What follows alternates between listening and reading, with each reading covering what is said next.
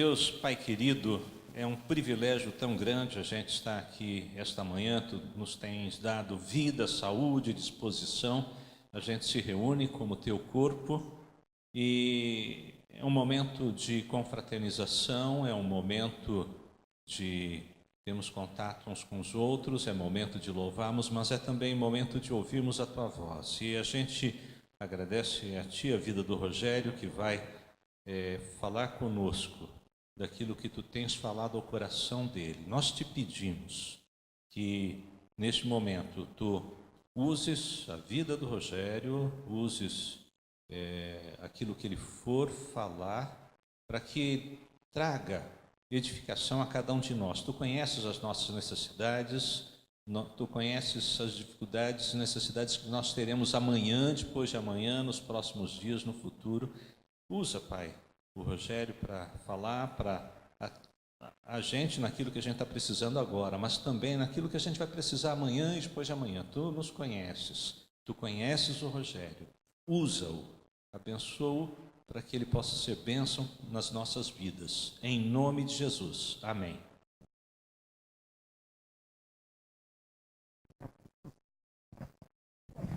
Amém. Graça e paz, igreja. Bom dia a todos. É uma alegria estar aqui. Como disse o Morango, o ditado geralmente fala, né? Essa é a hora que o filho chora e a mãe não vê. Aí, nesse caso, no meu caso, o filho chora, a mãe vê e dá risada. Boa.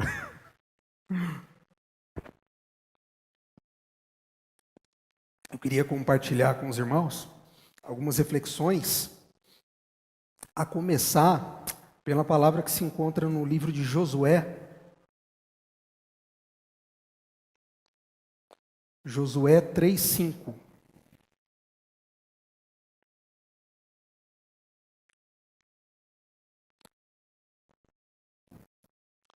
Josué 3:5, na minha versão aqui. Disse Josué também ao povo: santificai-vos, porque amanhã o Senhor fará maravilha no meio de vós. Amém? O contexto em que se passa essa palavra é o contexto em que Israel havia permanecido por mais de 400 anos cativos no Egito, liderados por Moisés, puderam chegar a Canaã. Teve aquela situação dos espias, né, que viram que a terra era boa de fato, mas a grande maioria deles focou os olhos na dificuldade. Olha, a terra é muito boa, mas tem gigantes, a gente não pode ir contra eles. Com exceção de Josué e Caleb, né? E aí, posteriormente, essa segunda geração, na qual estavam Josué e Caleb, estão novamente às portas de Canaã, e quando Josué faz esse chamado, né, de santificai-vos, porque amanhã o Senhor fará maravilhas no meio de vós. Amém? E aí, a gente atualmente está se aproximando do final de ano, estamos aí já, o tempo passando muito rápido, as portas de dezembro, e geralmente é um período que gera muita reflexão nas pessoas, né, de esperanças que se renovam, de coisas que as pessoas querem mudar, e a gente observa um movimento de muitas pessoas buscarem, na expectativa de que Deus lhe entregue tudo aquilo que elas buscam, mas não necessariamente se entregarem a esse Deus, né? E nós vamos prosseguindo com as nossas vidas, muitas vezes arrumadas, algumas situações desconfortáveis, e que, no fundo, a gente observa e vive a vida no chão da história como se Deus não tivesse nada a ver com isso. Deus é aqui do domingo, né? Onde eu ouço uma boa palavra, onde eu louvo a Deus, mas como se ele não tivesse nada a ver com o chão da história, onde as nossas relações se dão, no trabalho, faculdade, na família, enfim. Mas o chamado de Josué, nesse contexto aqui, ele convida para um passo além da mera súplica. Isso nos leva a refletir em alguns conceitos sobre a santidade, né? Existe um primeiro conceito, que seria santidade no sentido de posição diante de Deus. O apóstolo Paulo, quando ele direciona as cartas dele para a igreja de Coríntios, Filipe, Filipe, Éfeso, Tessalônica, ele sempre fala, endereçando aos santos. E essa santidade é no sentido de posição diante de Deus. Nós fomos lavados pelo sangue do Cordeiro. Então temos a posição de santos. Né? E isso, graças a Deus, não depende do que eu faço ou deixe de fazer. É como é citado aqui em Romanos 5, de 8 a 9. Romanos 5, de 8 a 9. Mas Deus demonstra seu amor por nós. Cristo morreu ao nosso favor, quando ainda éramos pecadores. Como agora fomos justificados por seu sangue, muito mais ainda por meio dele seremos salvos da ira de Deus. Demonstrando bem essa passagem que a justificação vem pela obra de Cristo. Graças a Deus por isso, amém? Não depende da nossa força. E não depende de uma virtude que esteja em mim. Mas há uma outra dimensão da santidade, que é a condição de santidade. Né? Eu sei que eu sou santo, a Bíblia diz, mas ela também fala que eu devo me santificar. E nesse sentido, se Deus, quando olha para mim e olha pelo sangue e não vê mácula em mim, por outro lado, o Espírito Santo faz que quando eu me olhe no espelho da palavra, eu me veja sem o sangue, que é aquela sensação de incômodo, de inadequação. Quando a gente lê a palavra e fala, poxa, mas parece que tem tanta coisa errada dentro de mim.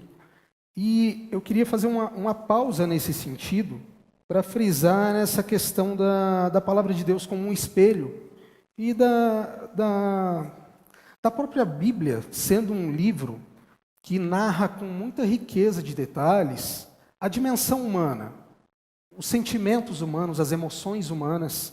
Na Bíblia você tem pessoas que uma hora são fracos, outra hora são fortalecidas, riem, choram, vencem, perdem, muito semelhante ao nosso contexto, à nossa vida. Né? E quando nós lançamos os olhos para a Bíblia, nós podemos ler basicamente de algumas formas. Há algumas pessoas que leem a Bíblia como um manual de regras de bem viver e de conduta. E, nesse sentido, que emoções isso tende a suscitar nas pessoas? Culpa, dever, eu tenho que fazer algo, ou o pior, eu cumpri tudo e estou ótimo. Isso nos remete muito àquela sensação do filho que ficou, lá em Lucas 15. Né? É uma leitura linear, simples, e que geralmente tende a suscitar em nós sentimentos massacrantes. Como eu disse, culpa, dever, preciso fazer algo, ou dever cumprido. Mas a Bíblia também ela pode ser lida como fonte histórica. E nesse sentido, as emoções que suscitariam no leitor seria a curiosidade, a fascinação pelos fatos históricos que são narrados. Mas há um terceiro tipo também, que é a leitura espiritual. Essa leitura espiritual é aquela que você pega e fala, deixa eu ver o que Deus tem para mim agora, e abre. É a leitura da alha, da sorte, aleatória. E as emoções que suscitam são o senso de antecipação, o mistério, a surpresa. É muito interessante que Gênesis 2:7, por exemplo, é falado ao ser humano, olha, você é alma vivente. Como alma vivente, nós não podemos desconectar. Razão e emoção estão a todo tempo, faz parte. Sagrado e profano, isso faz parte da nossa Constituição. E é muito interessante, quando a gente se aproxima da Bíblia, vendo algumas histórias, por exemplo, Caim e Abel. Deus ama muito Abel, mas ele não fala com ele fala com Caim. Sou um pouco chocante quando a gente começa a prestar atenção nessas partes, nessas peculiaridades. Caim conversa com Deus, que está irado com o irmão. Depois de matar o irmão, Deus apresenta as consequências do pecado dele. E a maneira dele, ele pede misericórdia. Fala, não vou aguentar, as pessoas vão me matar. E Deus vem com um sinal. Deus age com misericórdia. Aqui já em Gênesis, Deus agindo com misericórdia e graça. A misericórdia e a graça, do ponto de vista de quem precisa, ela é um alento. Do ponto de vista de quem está do outro lado do espectro, ela é um escândalo. Poxa, o cara não merecia, mas é como Deus age. E vários personagens bíblicos, como eu estava narrando aqui, que expressam suas emoções, choram. Jó, Jeremias, Davi, Jesus, o próprio Cristo, que inclusive fala algo que a princípio parece antagônico: felizes são os que choram. Mas se a gente se debruçar e entender melhor isso, vai ver que não há antagonismo nessa expressão. Dessa forma, a gente percebe que a Bíblia ela é construída muitas vezes para suscitar emoções no leitor e para ter uma compreensão que atravessou épocas, séculos, sociedades, culturas. Não é à toa que a gente vê muitas vezes o próprio Cristo se referir a moedas, campos, filhos, árvores, figuras de linguagem que nos permite muitas vezes entender, independente do momento cultural que a gente está envolvido, inserido. Mas um ponto importante é que a Bíblia ela se apresenta diante de nós com uma pergunta que eu queria deixar aqui. O conteúdo que a gente vai ler quando nós nos aproximamos do texto, ele é um conteúdo que é para mim ou sobre mim? Poxa, como assim? Pergunta estranha, né? Ela é para mim ou sobre mim? Para elucidar melhor essa questão, eu convido os irmãos a irem no livro de 2 Samuel 12.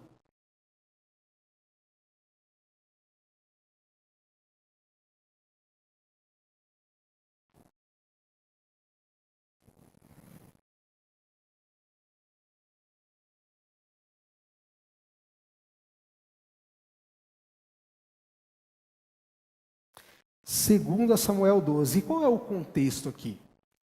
Acho que muitos de nós conhecemos, né, aquele contexto quando o rei, para várias pessoas, ele comete um estupro, né, de Batseba, porque se a gente para realmente para pensar que a relação sexual ela tem que ser consentida, qual o consentimento que há diante de um pedido do rei? Não há como negar um pedido do rei. Então, sobre essa perspectiva, muitas pessoas veem assim.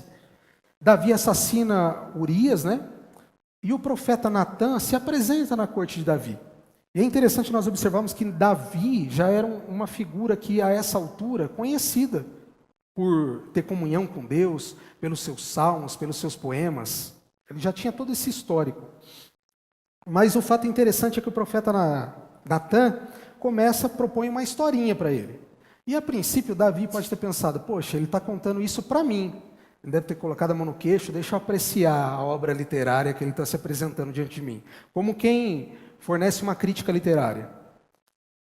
E o profeta Natã fala a Davi, né? Versículo 1. E Yahvé enviou um mensageiro Natã para falar a Davi. Assim que chegou à presença de Davi, lhe propôs um dilema. Numa cidade havia dois homens, um rico e outro pobre. O rico possuía inúmeras ovelhas e grandes manadas. Entretanto, o pobre nada tinha, senão uma única cordeirinha, que havia comprado com muito custo. Ele cuidou dela com carinho, ela cresceu com ele e com seus filhos. Ela se alimentava em sua companhia, bebia do seu copo e até adormecia em seus braços.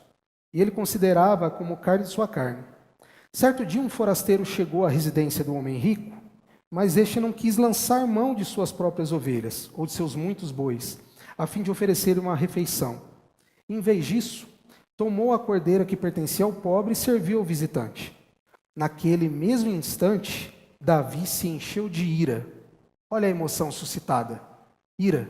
O texto, ele desnuda a emoção que Davi sentiu na hora. No mesmo instante, Davi se encheu de ira contra aquele forasteiro e afirmou a Natã: juro por Yahvé, o nome do Senhor, que o homem que cometeu tamanha impiedade merece a pena de morte.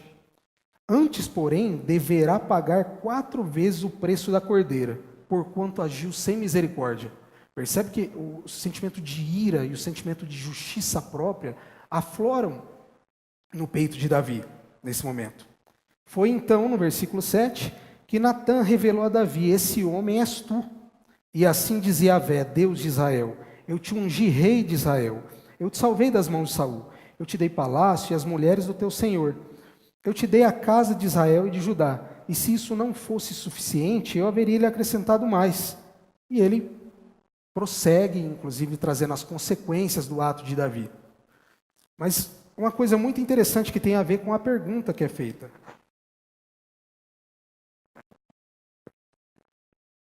Se, quando nós nos aproximamos do texto bíblico, a compreensão é de que ele é para mim ou sobre mim, a gente pode perceber que o que foi suscitado em Davi foi um sentimento de ira e de justiça própria. Todavia, quando ele compreendeu que aquilo era sobre ele, o fruto disso está no Salmo 51. Salmo 51.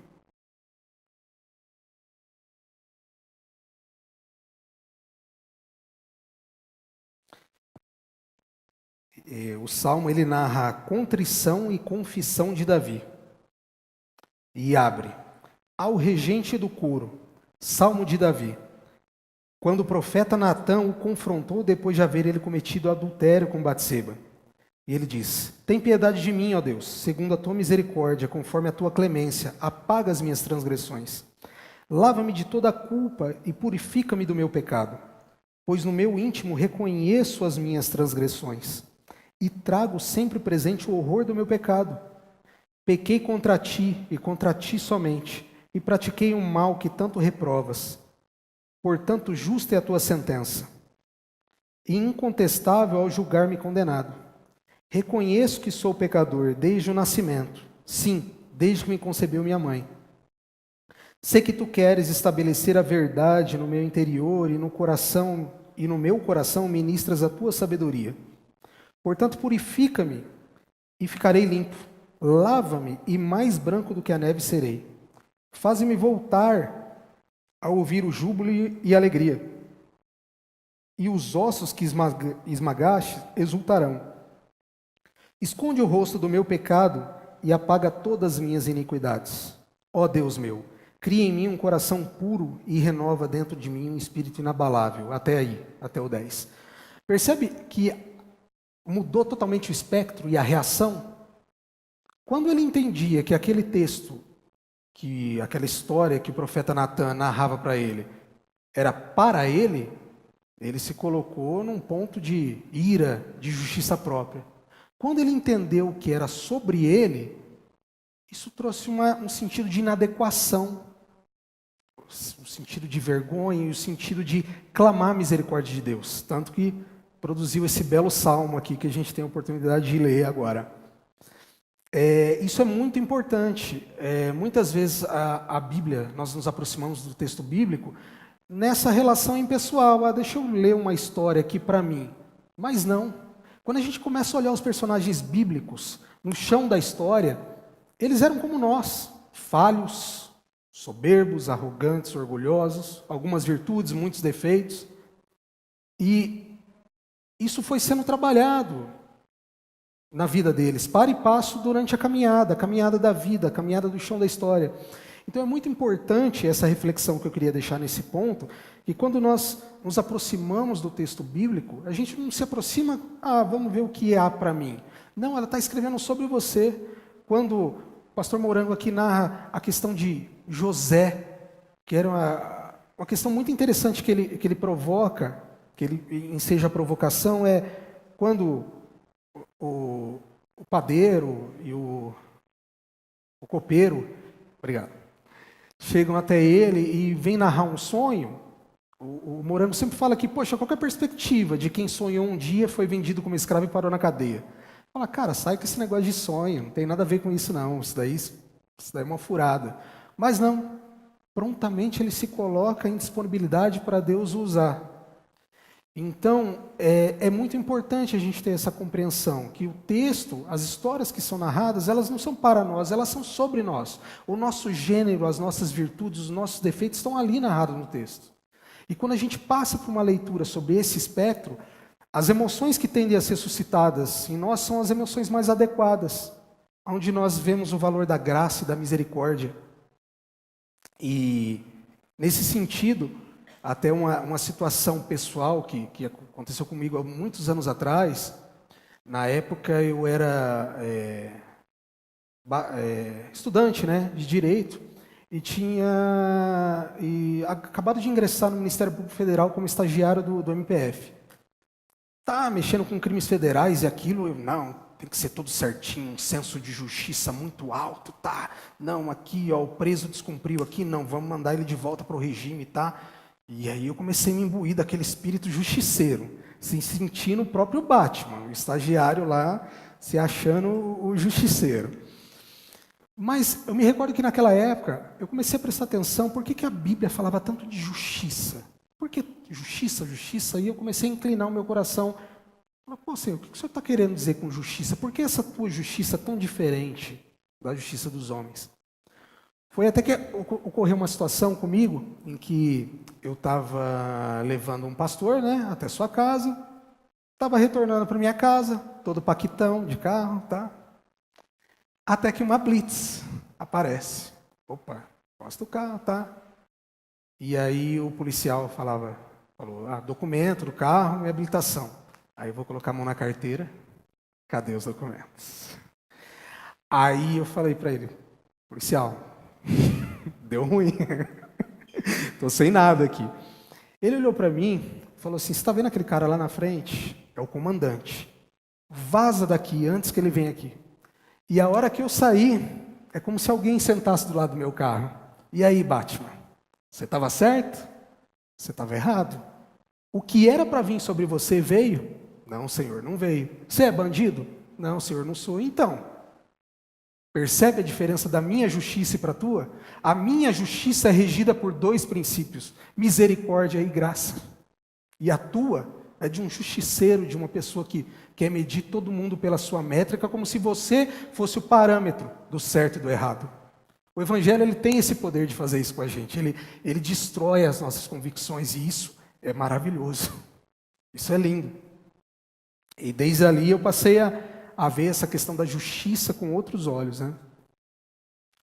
Mas eu quero retornar ao texto de Josué sobre essa questão da santidade como condição, né? Então, se a gente pensar naquele contexto em que Josué falou, santificai-vos, porque amanhã o Senhor fará maravilhas no meio de vós, como condição, e se a gente parar para pensar na situação do povo de Israel, qual poderia ser a resposta deles? Nós já ocupamos posição de raça eleita. Aquela primeira santidade que eu falei como posição. A gente já ocupa a posição de raça eleita. Deus tirou a gente do Egito. A gente descende de Abraão. Nós somos os caras. Tipo, como assim santificar-nos? Mas essa segunda dimensão da santificação, que é a santificação condicional, se a gente for pensar no chão da história, o cara ia falar, vixe, agora deu ruim. Então Josué, para amanhã não vai dar. Você está vendo aquela mulher da tenda do lado? Eu estou pegando ela. Josué, outro, eu sou viciado em drogas e só eu e Deus sabe o que eu faço para conseguir essa droga. Santificar para amanhã? Não tem condição. Sem condições. O que eu posso fazer? E nesse sentido, é muito interessante que nos desnuda nessa hora, um terceiro conceito, uma terceira dimensão de santidade, que é a santidade em termos de disponibilidade para Deus. No sentido de que, Senhor, você reconhecer, Senhor, eu nada posso. Senhor, vem sem mim, porque eu não tenho condições de consertar a minha vida para amanhã. O Senhor diz, santificai-vos que amanhã farei maravilhas no meio de vós. O que eu posso fazer? O que eu posso fazer pelos meus pecados? Eu vou me tornar santo de uma hora para outra?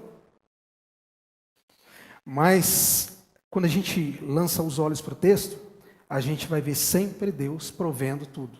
O querer, o realizar, a mesa, o cordeiro, Ele provê tudo.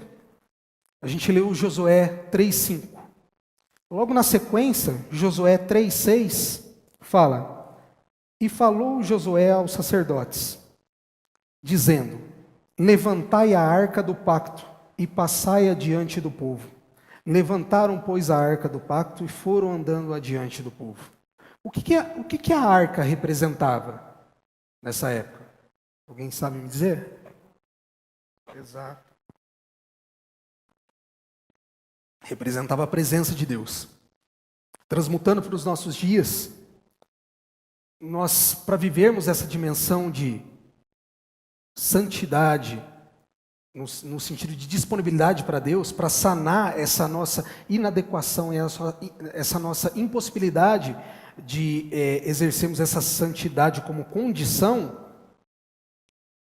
nós clamamos a presença do Espírito. Nós clamamos a presença do Espírito. E nesse sentido, algumas passagens que narram a eficácia desse ato estão em 1 Coríntios.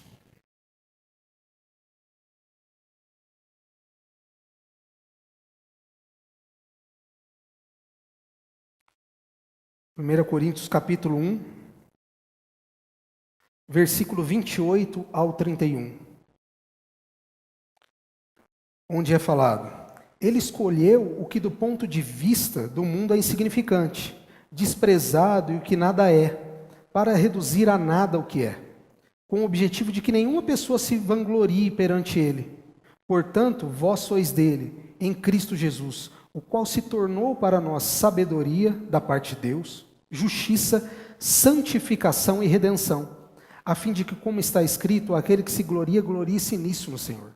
A santificação foi o próprio Cordeiro que nos reservou.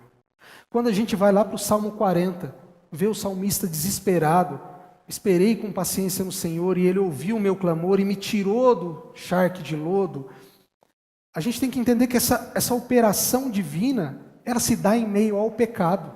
Não há nada que você possa fazer pela sua santificação, no sentido de se tornar mais adequado. Você não vai conseguir na força do seu braço. É no chão da história, é em meio ao pecado que eu e você devemos clamar a presença de Deus. E a Bíblia, em várias passagens, demonstra que Ele não se faz de desentendido. Ele não ignora um coração contrito. E sempre vai ao socorro daquele que clama, que precisa, e promove essa obra de santificação. Mateus 9,16, que fala sobre o pano novo e o remendo, a gente percebe que Cristo não veio remendar nada, veio fazer tudo novo. Veio fazer um chamado ao relacionamento. Porque muitas vezes a forma que nós nos aproximamos do texto bíblico, no sentido de que se ele é escrito para mim, é a mesma postura que o fariseu, que tem um conhecimento adequado, conhece as leis sem que aquilo mude em nada o seu viver. Essa situação, inclusive, é narrada em Mateus 23:3, onde fala: vocês, povo, fazem o que eles preguem aqui, mas não copia a conduta deles. Quer dizer, a forma com que eles se aproximavam do texto bíblico era como se fosse para a incorporação de uma filosofia. Uma filosofia que não tem eficácia de mudar, não muda a nossa essência. Como o Morango costuma aqui dizer, a vaca não é vaca porque dá leite, ela dá leite porque é uma vaca. Nós somos pecadores, isso faz parte da nossa natureza. Então não há o que você possa fazer por isso. Essa questão de invocar a presença de Deus em meio ao pecado, ela deve ser compreendida na nossa vivência, nos nossos defeitos. Posso trazer um exemplo de uma pessoa que possa ser viciada em pornografia, por exemplo. Puxa, ele sabe que aquilo é inadequado, tá? O que ele vai fazer? Não, olha, você tem que deixar de fazer isso. Ele já sabe disso. Agora, o espectro muda se você dizer para o cara: quando te der aquela vontade louca de ver isso, tua carne está gritando, vai lá e faz. Só que chama Jesus para sentar junto com você e ver o que você está vendo. O amor, o constrangimento, a obra do Espírito, ela tem esse poder. Isso, para um religioso, é um escândalo. Como assim? Você tem que deixar de fazer isso. Mas eu e você não temos condições disso. Eu não sei qual é o teu pecado. Você tem que perdoar alguém.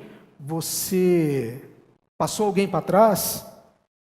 Mas quando a gente lê esse texto de Josué, santificai-vos, a gente tem que compreender que não é para a gente, mas é sobre a gente.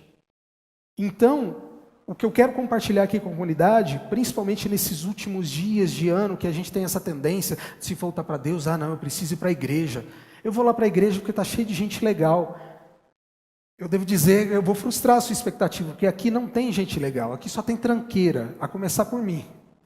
Nessa hora os meus irmãos balançam a cabeça, confirmaram. O chamado é para que nós venhamos largar essa questão de simpatia pelo Evangelho. Não, isso é sobre nós. E que nós possamos andar no chão da história, em tudo aquilo que é bom, que é perfeito. Precisamos pleitear a causa da viúva, a causa do pobre, na maneira que no chão da história nós possamos andar na dimensão do Evangelho. E não simplesmente sermos pessoas indiferentes ao texto, em que praticamente exerce uma crítica literária e dá nota depois para a pregação, né? Não, essa pregação foi bonita, tá? Não é para ser bonita. Ela tem eficácia. Ela é o poder de Deus para todo aquele que crê. É o poder de Deus que derruba um santarrão como eu, justiceiro, que não, aqui está certo, está errado, tem que ser assim. E de repente, e aí, santarrão? E se eu fosse usar a mesma medida da sua justiça? Entende a diferença entre a minha justiça e a sua? Eu falei, pô, Senhor, é verdade. Então, esse chamado de santificação, que o próprio Deus providencia a presença dele, o Espírito dele, que ele possa fazer parte da minha e da sua vida, compreendendo que Jesus disse, olha, o meu Pai trabalha até hoje, eu trabalho também. Que Deus não está de braços cruzados esperando as nossas orações, como se as nossas orações e jejuns movessem o braço dele. O braço dele está se movendo a todo tempo. As nossas orações, nossos jejuns são para nós nos alinharmos com o que ele já vem fazendo. Né? E a gente tem que buscar se alinhar com o que ele está fazendo. Para que a gente possa, compreendendo o Evangelho, a obra que Jesus fez, tomar posição de santidade, viver em condição que muitas vezes nós olhamos para a nossa carne e falamos, não temos essa condição. Mas que então nós possamos se dispor a Deus, esse terceiro sentido de disponibilidade. Porque amanhã o Senhor fará coisas maravilhosas, inusitadas, surpreendentes, que nós considerávamos impossíveis. Amém? É isso que eu queria deixar para a igreja, compartilhando. Precioso, enquanto o Rogerinho falava, essa palavra que fala de mim, que não fala para mim como um espectador, mas que me coloca de fato na condição de nudez. Normalmente eu tenho como maneira de olhar aquilo que está sendo dito e ministrado pelo Espírito Santo a partir de Jesus. E olhando para Jesus eu vejo como isso faz sentido, né? Jesus aponta em algum momento duas pessoas muito distintas. Uma que é um fariseu. A palavra fariseu tem em sua raiz a mesma essência da palavra santo, separado. E tem um publicano. Um publicano que está identificado com o seu pecado, né? Ele é um cara que não pode frequentar uma sinagoga, não pode frequentar uma boa roda, ele não pode ir ao templo. O seu pecado está exposto, vai adiante dele. E é interessante porque em algum momento os dois se dirigem a Deus, só que em formas distintas. O fariseu, como olha para as Escrituras como algo que tem alguma informação a ser dada a ele tem a presunção de achar, ou de se achar santo, ou de não se achar pecador. Então a sua oração esbarra nele mesmo, diz a palavra. O fariseu, orando de si para si mesmo, dizia, ó Deus, o Deus dele é ele, o Deus do santarrão é ele mesmo, a força dele é o seu braço, Deus faz o que ele pode. Ó Deus, graças te dou, porque não sou como os demais homens. Porque eu sou diferente, eu sou especial. E o que dá a esse homem a condição de se achar assim? A ideia de que ele se adequou a um comportamento, como se a obra de Deus em nós fosse mudar o nosso comportamento. Deus quer mudar a nossa vida. Deus quer, como foi dito aqui pelo Rogerinho, nos fazer de novo. Às vezes você muda a situação de alguém, mas não muda a sua condição essencial. Às vezes você tira um pai de santo e transforma ele num pastor. Você só mudou a roupa, a música, o lugar que ele frequenta, mas a questão que nós queremos saber é se o coração foi trocado, se a verdade é o ambiente da vida. E a verdade diz que aquele que diz: Deus, tem misericórdia de mim porque sou pecador, como no caso do publicano, é esse que volta justificado para a sua casa. E tem um texto em Hebreus 12, que ele é muito interessante para mim. Ele diz assim: segui a paz com todos e a santificação, no verso 14, sem a qual ninguém verá o Senhor. Uma vez eu vi alguém pregando esse texto, e a pregação, a tônica era: você precisa se santificar, porque senão você não vai ver Deus. Segui a paz com todos e a santificação, sem a qual ninguém verá o Senhor. E quando esse pregador terminou de pregar, eu chamei ele do ladinho e falei: querido, como é que eu sei o que é ser santo? Quem que é o aferidor de santidade? É a sua igreja, é o seu dogma, é a sua moral? Não, a aferição daquilo que é santo é Deus. E como é que eu posso saber o que é ser santo sem ver Deus? E aí ele parou, pensou. Eu disse: qual que é a primeira faculdade que é restaurada em nós quando o Espírito Santo de Deus age em nós por meio da sua palavra e nos dá um novo nascimento? A visão, a condição de ver o reino de Deus. Quem não nascer de novo não pode ver o reino de Deus. Aí eu fiz mais uma pergunta a ele. Ele disse assim: irmão, Jesus morreu para se salvar ou para nos salvar? Não, para nos salvar. Você percebe que no Evangelho nada é para mim, mas é em mim e através? Se Jesus não morreu para se salvar, mas para nos salvar, Ele está apontando a direção da sua ação. E a direção da sua ação é sempre para fora de si. Eu não posso seguir a paz e a santificação sem ver Deus antes. E eu não posso fazer isso para ter o prêmio de ver Deus depois, porque senão eu estou fazendo isso para mim mesmo. O que o texto está dizendo é: seguir a paz e a santificação, sem a qual ninguém verá o Senhor, é o outro.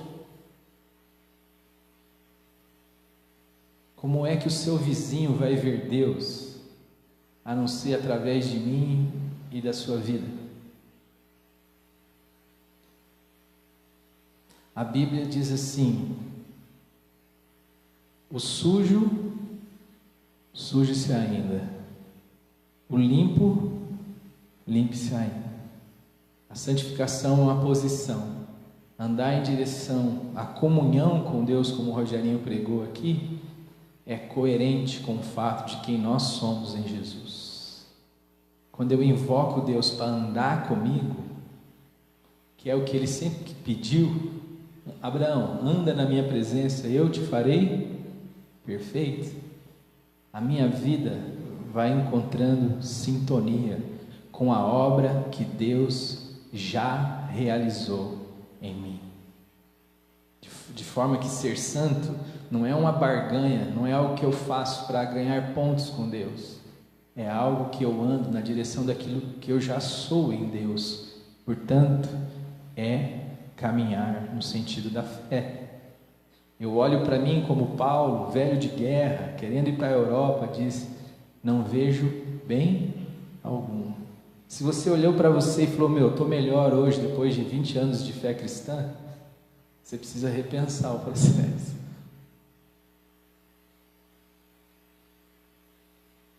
Porque normalmente, quando a gente